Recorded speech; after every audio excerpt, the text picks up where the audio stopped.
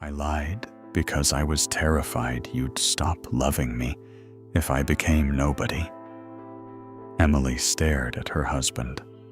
Only that morning, she had discovered he hadn't had a job for almost 2 years. Emily learned the truth completely by accident. She was at a grocery store when someone called her name. She turned and saw Greg, an old coworker of Mark's. After a few minutes of casual conversation, Greg asked, "So, how's Mark doing these days?" "Fine," Emily said. Greg nodded. "It took me a while after the layoffs, too." Emily blinked. "The layoffs?" The smile disappeared from Greg's face. For a second, neither of them spoke. Then he realized. "Oh." That was all he said. But it was enough. Emily finished shopping in a daze. Her hands felt numb on the steering wheel. Almost 2 years. That number repeated in her mind. Every morning, Mark had put on a suit. Every morning, he had kissed her goodbye. Every evening, he had returned home talking about work, meetings, projects, deadlines, coworkers, an entire life that apparently didn't exist. That night, she watched him carefully. He sat on the couch, answered emails on his phone, complained about a difficult client. The performance was so natural, it made her sick. How many times had he told the same stories? How many lies had she accepted without question? She barely slept. The next morning, she followed him. Mark drove across town. Emily stayed several cars behind. Eventually, he parked near a public park, not near an office, not near any business building. A park. He sat on a bench for hours, sometimes reading, sometimes staring into space, sometimes watching people walk past. Emily couldn't stop looking at him. He didn't look relaxed. He didn't look happy. He looked lost. Around lunchtime, he walked to a small diner. He ordered coffee and sat alone. No coworkers, no meetings, no office, nothing. Emily returned home before him. Her heart felt heavier than before, because she still didn't understand why. The next day, she followed him again. This time, he spent most of the morning in a public library. The day after that, he wandered through a shopping district, never buying anything, just walking, killing time, pretending to have somewhere to be. After 3 days, Emily finally realized something. Mark wasn't living a secret, exciting life. He wasn't hiding another family. He wasn't even enjoying himself. He looked miserable. And somehow, that made everything worse. On Thursday evening, she opened a drawer, looking for a warranty document. Instead, she found bank statements, credit card statements, loan notices. Her stomach tightened. Several balances were far higher than she expected. One card was almost maxed out. Another carried a debt she had never seen before. Emily sat on the floor, reading page after page. The lies were getting bigger. Whatever Mark had been hiding, it wasn't only unemployment. For the first time, fear replaced anger. What if they were in real financial trouble? What if the savings were gone? What if their entire future had been built on fiction? She spent the rest of the night checking records. The numbers didn't make sense. Some bills had been paid late. Money had been moved between accounts. Nothing catastrophic. Not yet. But enough to tell her one thing. Mark had been struggling alone for a very long time. She spent the rest of the night staring at the numbers.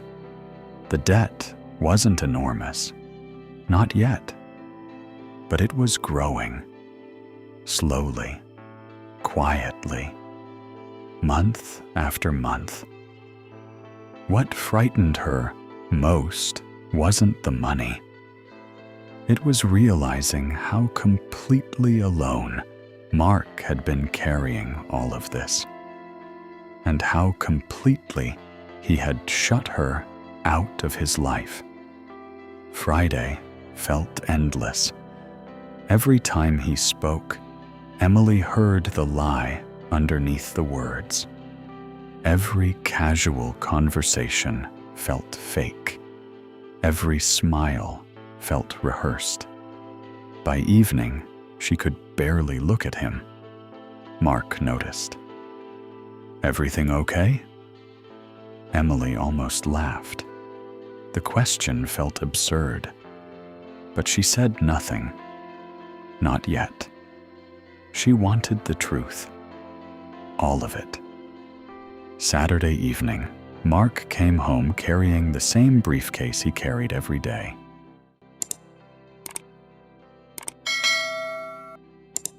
Emily was waiting at the kitchen table.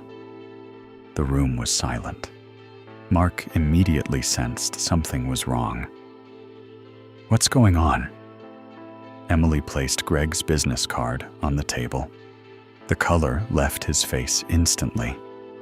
For several seconds, nobody moved.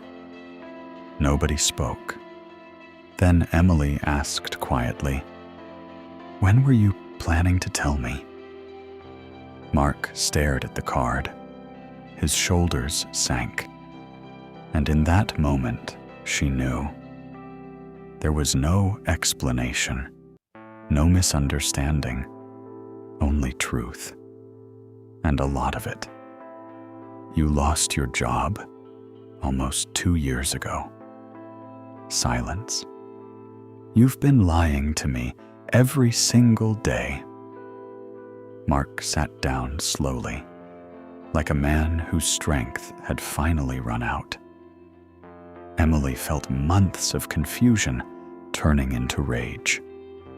"What else have you lied about?" "Nothing."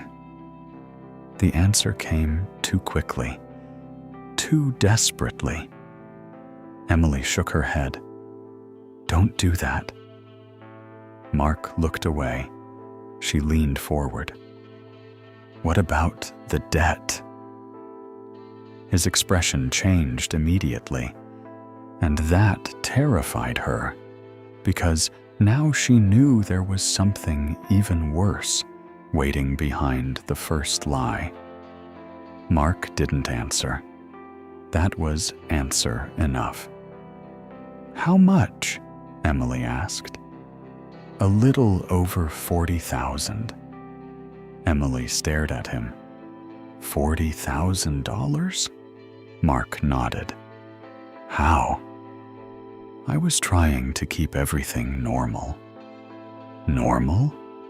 You lost your job and borrowed $40,000 without telling me. I was looking for work. For 2 years? I thought I'd find something quickly. You didn't? No.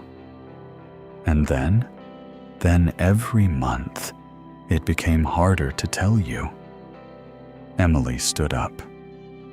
"So instead, you lied." I was trying to fix it. You were digging a deeper hole. Mark couldn't argue. After losing his job, he spent months sending applications. Interviews came and went. Nothing worked. Some employers said he was overqualified. Others chose younger candidates. Eventually, the rejections became routine. The hardest part wasn't unemployment. It was coming home every evening and pretending everything was fine. At first, he thought the lie would last a few weeks, then a few months, then a year. After that, the truth felt impossible. Emily listened. You let me plan vacations. Mark lowered his eyes. You let me talk about retirement. Silence. You let me believe we were secure. Everything she said was true. Finally, she asked, why didn't you trust me enough to tell me? I did trust you. Emily shook her head. No, you didn't. Trust means telling the truth when things fall apart. Mark looked away. For the first time, frustration appeared in his voice. You think I wanted this? I think you chose it. I was trying to protect us. Protect us from what? Mark stood up. From failure. Emily said nothing. For 2 years, he had carried the same fear. Now it finally came out. You want to know what happened? His voice rose. I spent 2 years watching people half my age get jobs while nobody called me back. I spent 2 years waking up every morning terrified. Terrified you'd see me differently. He looked directly at her. You think I lied because I wanted to deceive you? His voice cracked. I lied because I was terrified you'd stop loving me if I became nobody. The room went quiet. Mark sat down again. When I lost my job, I lost more than income. I lost the part of myself that knew who I was. Emily listened. Mark had always worked, always provided. Then one day, that identity disappeared. I thought if I found another job, none of this would matter. But the months kept passing. Emily finally asked something she had been afraid to ask. Did you ever think about telling me? Mark nodded. Hundreds of times. Then why didn't you? Because every time I imagined the conversation, I imagined losing you. Emily looked at him. And instead, you spent 2 years losing me anyway. Mark lowered his head. There was no argument against that. For a long time, neither of them spoke. The anger was still there. The hurt was still there. But for the first time, they were looking at the same problem instead of hiding from it. After a long silence, Emily spoke. You should have told me. I know. On the first day, I know. On the first week, I know. There was nothing left to hide.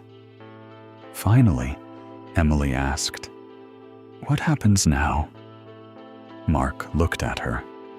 For 2 years, he had feared this conversation. I don't know. It was the most honest answer he had given in a long time. Emily nodded. Then she surprised him. We deal with it. Mark frowned. We?